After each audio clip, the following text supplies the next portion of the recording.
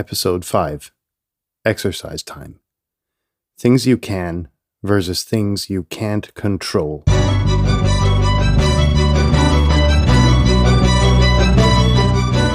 You're listening to the very best podcast in the world on health, wealth, and happiness.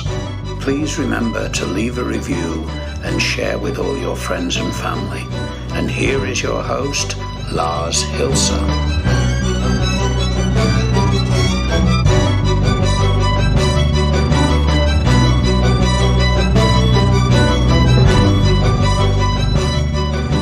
And there we go. The first week of podcasts is complete, and I don't know what I am, totally psyched on the one hand and totally worn out on the other, because struggling with a lot of technical difficulties was something that I didn't anticipate when I started working on this thing.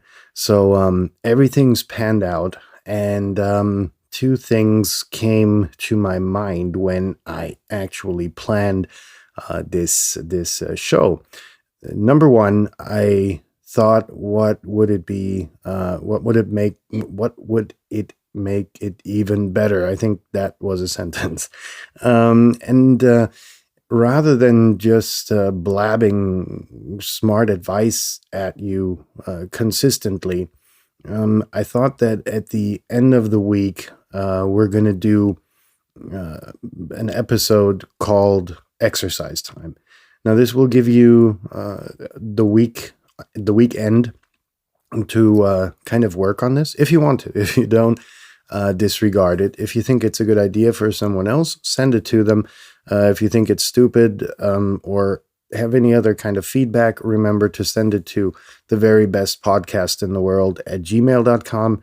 And the second thing that occurred to me while planning Exercise Friday was kind of that I was such a couch potato and a bum that I couldn't even really spell exercise. Thank God for autocorrect on that. And in today's exercise, what we're going to do is we're going to determine the importance of ignoring things you can't control and freeing up that mind space and dedicating it towards the things you can control. Now, it sounds awfully complex and complicated, but it's not. I have a simple method that I crammed up and kind of put together, and that has worked for me in the past quite well, that will allow you to make a no-brain effort towards redirecting your focus from the negative sphere on things which is occupied with things you cannot control, and dedicate that time towards things you can control. Now, first of all, I think we have to differentiate between the two. And one of the examples I wanted to outline, because I noticed that I'm spending too much time on this entire COVID situation going on. Regardless of how bad it is, there's nothing you can really do about it. You know, you can whine, you can complain about the measures, the government measures being put in place, and you can really dedicate a lot of time towards all of the victims, but we don't really know how many of them actually died of COVID or with whatever. You know, it's a fucking waste of time. And it's a fucking waste of your valuable time, because the one asset you cannot get back is time. And if you go broke, if you go bankrupt, somewhere along the journey of your life, you can make up for that. You can earn money, you can have the next business idea, and you can earn that money back. But you cannot buy back time, and there's no worse way to waste your most prized asset than in dedicating your time towards things you cannot control. And that's one very important thing you have to understand. And with that being said, I want to direct you towards the exercise. And it's rather simple, as I promised. in that I'm going to need you to take a sheet of paper, preferably, what's the American measurement? I think it's letter size, like a regular letterhead sheet of paper.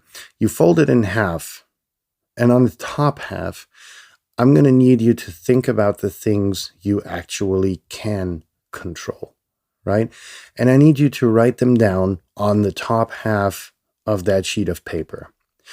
Now, on the bottom half, simply because it, deserves less of your attention, I'm going to need you to write down all the things that you thought about during the week, or perhaps even the past 2 weeks or 3 weeks or months or whatever. And I'm going to need you to write those things you cannot control down on the bottom half of that sheet of paper. And again, it's not about brainstorming, and it's not about being the first to finish. It's actually to sit down and contemplate about it, which was the whole idea behind putting the exercises on a Friday, because it gives you the weekend to kind of think about that stuff, right?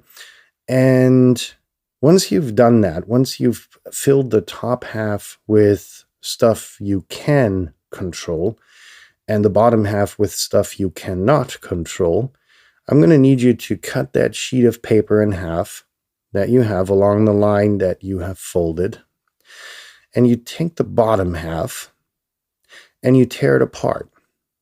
You look at it, you look at all the stuff that you've been wasting time on, and you just tear that piece of paper apart. If you have a garden, or, you live in the city and it's allowed to make a small fire, go outside, take a lighter, burn the piece of shit, dance around it. Gets even more emotional, without any voodoo belief attached to it, of course.